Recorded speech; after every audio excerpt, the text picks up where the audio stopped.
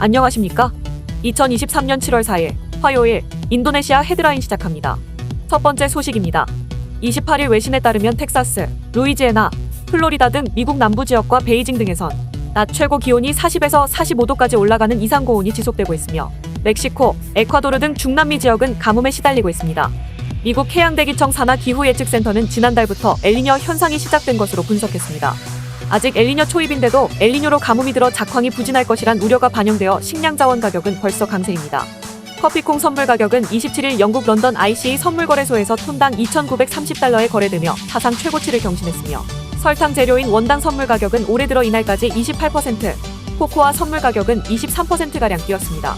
식품 가격에 큰 영향을 미치는 밀 선물 가격은 이달 들어 17% 올랐습니다. 밀 선물 가격은 올해 들어 5월까지는 하락했으나 미국 곡창지대의 가뭄이 심해 작황이 부진하자 이달 들어 상승 전환했습니다. 또한 라면, 과자 등 식품부터 비누 등 생활용품에까지 다양하게 쓰이는 파묘 가격이 하반기에 강세를 보일 것이란 전망도 나오고 있습니다. 블룸버그 이코노믹스에 따르면 과거 엘니뇨 동안 평균적으로 비에너지 원자재 가격 상승폭은 3.9%포인트 확대됐고 실제로 주요 구리 생산국인 칠레는 엘니뇨에 따른 폭우로 구리 채굴 작업의 차질이 빚어지고 있습니다. 특히 코로나19 이후 세계를 뒤흔들었던 물류 대란이 재현될 가능성도 제기되고 있습니다. 세계 교역량 가운데 5%를 처리하는 파나마 운하는 100년 만에 최악의 가뭄이 되면서 물 부족으로 적재량을 제한하고 있으며 만약 더 심각해지면 하루에 통과하는 선박수까지 제한할 예정입니다. 또한 베트남은 폭염에 따른 전력난이 예고되면서 제조 공장의 무사 가동을 장담하기 어려운 상황입니다. 전문가들은 엘니뇨가 경제에 미치는 파장이 예상 이상일 것이라고 경고하고 있습니다. 미국 다트머스대 연구진은 지난 5월 사이언스에 게재한 연구에서 이번 세기에 엘니뇨 때문에 세계 국내 총생산이 84조 달러, 비율로는 1%가량 손실이 날 것으로 예측했으며 블룸버그 이코노믹스는 브라질, 호주, 인도 등 엘니뇨 영향권에 드는 나라의 경제 충격이 클 것으로 내다봤으며 엘니뇨 때문에 인도와 아르헨티나의 연간 경제 성장률은 최대 0.5%포인트, 호주, 페루, 필리핀은 0.3%포인트 하락할 수 있다고 전망했습니다. 다음 소식입니다. 국제통화기금 IMF가 인도네시아의 배터리 핵심 원료인 니켈 원광의 수출 금지 정책을 단계적으로 폐지할 것을 권고하자 인도네시아가 현대 식민주의라며 반발하고 있습니다.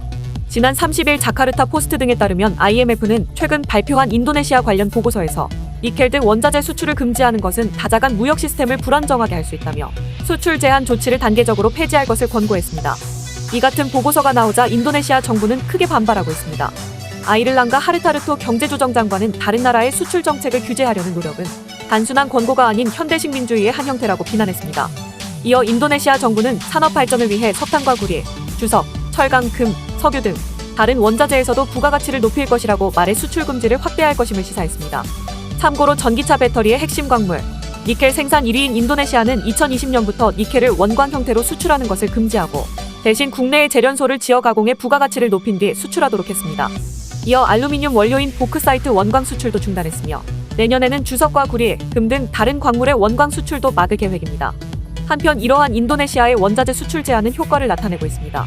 지난해 인도네시아에 대한 외국인 직접 투자 규모는 전년보다 44% 증가한 440억 달러를 기록했으며 지난 2018년 15곳이었던 니켈 재련소도 올해 4월 기준 62곳으로 늘어났으며 30곳이 현재 건설 중에 있습니다. 다음 소식입니다. 지난 22일 인도네시아 중앙은행은 전날부터 이틀에 걸쳐 개최된 원래이사회 결정에 따라 7일물 영래포 금리를 5.75%로 동결한다고 밝혔습니다.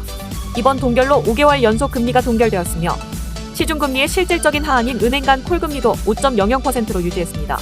중앙은행은 이날 성명을 통해 세계 경제의 불확실성은 증대됐으나 인도네시아 경제는 국내 수요와 수출 실적, 해외 관광객 회복 등으로 견조한 상태가 지속되고 있다고 밝혔습니다.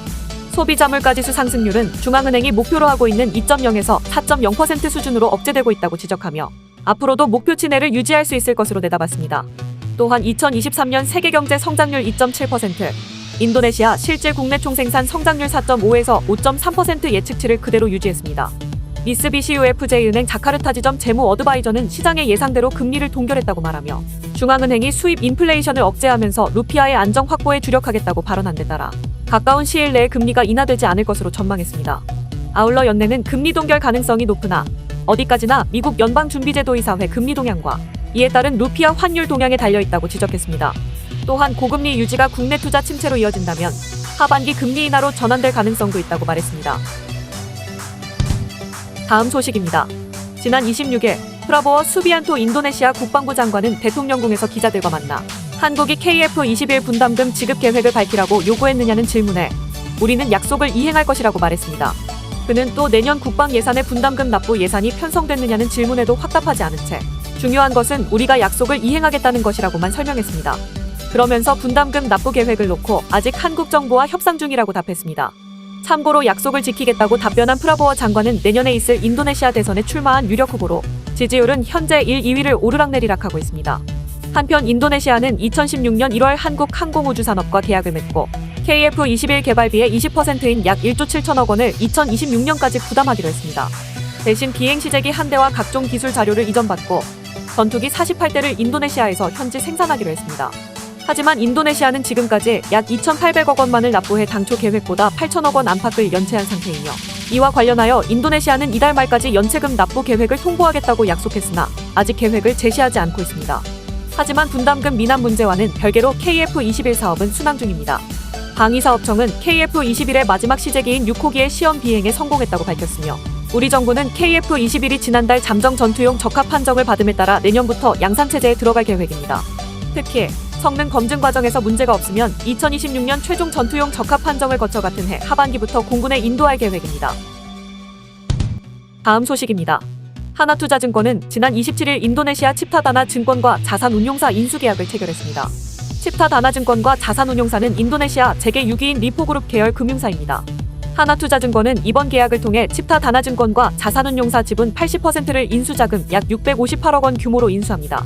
나머지 잔여 지분 20%는 3년 후 하나투자증권이 보유한 콜옵션을 통해 추가로 인수의 완전자 회사로 편입할 수 있습니다. 또한 리포그룹도 3년 후 해당 주식에 대해 풋옵션을 행사할 수 있습니다. 한두희 하나투자증권 대표는 칩타다나 증권 및 자산운용 인수계약을 통해 인도네시아 금융시장 진출에 첫걸음을 내딛게 되었다며 하나투자증권이 보유한 역량을 기반으로 인도네시아를 대표하는 디지털 종합금융회사로 성장해 나가겠다고 밝혔습니다. 한편 하나투자증권은 양국 금융당국의 승인 절차를 거쳐 빠르면 연내에 인수를 마무리할 계획입니다. 다음 소식입니다. KB부코핀은행이 고객의 편의와 만족도를 높이기 위해 현금 자동 입출금기 수수료를 전면 폐지한다고 발표했습니다.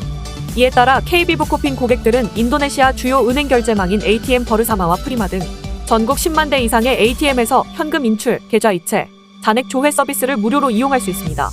KB부코핀 부행장은 ATM 무료 서비스는 고객에게 자유롭고 편리한 은행 업무를 제공하는 혁신적인 프로그램이라며 KB부코핀은 앞으로도 고객의 니즈에 부응하는 다양한 디지털 채널과 서비스를 제공할 예정이라고 밝혔습니다. 이어 부행장은 이는 고객 중심의 서비스를 제공하기 위한 KB부코핀의 노력이라고 강조하며 이번 혁신적인 서비스로 고객에게 거래의 자유로움과 편리함을 제공할 수 있다는 점에서 자부심을 느낀다고 전했습니다. 또한 이번 전략적 이니셔티브를 통해 KB부코핀 ATM 287대를 디지털로 전환했으며 앞으로도 인도네시아에서 신뢰와 사랑을 받는 금융기관이 될 수 있도록 정직, 혁신, 우수성을 바탕으로 서비스를 제공하기 위해 최선을 다할 것이며 이를 통해 KB부코핀이 인도네시아 시장을 이끄는 선도적인 은행이 될 것이라고 밝혔습니다. 한편 KB부코핀은 계좌 개설부터 모든 은행 업무를 한 번에 처리할 수 있는 모바일 뱅킹 슈퍼앱 KB스타를 준비 중인 것으로 알려졌습니다. 다음 소식입니다.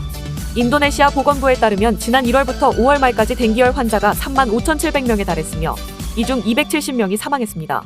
특히 올해는 엘니뇨 현상으로 댕기열 환자가 급증할 것으로 우려하였습니다. 참고로 작년 한 해 동안 댕기열로 인한 사망 사례는 1,236건이었으며 63%가 미성년자에게서 발생하였습니다. 댕기열은 흰줄 순모기에 물려서 걸리는 전염병으로 발열, 두통, 근육통, 관절통, 출혈 등의 증상을 동반하며 심할 경우 사망에 이를 수도 있습니다.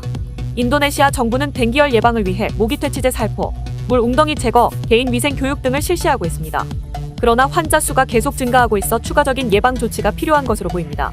한편 댕기열 예방을 위해서는 모기에 물리지 않도록 긴 소매와 긴 바지를 입고 모기 기피제를 사용해야 합니다. 우리나라도 댕기열 환자가 늘어나고 있으며 대부분 동남아를 방문 후 감염되었고 이 중 인도네시아 방문객들에게서 가장 많은 환자가 발생하였습니다. 참고로 우리나라에서는 입국하는 내국인 중 댕기열 감염이 의심될 경우 신속진단 검사를 무료로 실시하고 있으며 양성일 경우에는 검역소에서 발급받은 확인서를 지참하고 가까운 의료기관에 내원하여 적절한 치료를 받는 것이 중요합니다. 시청해주셔서 감사합니다. 다음 시간에 뵙겠습니다.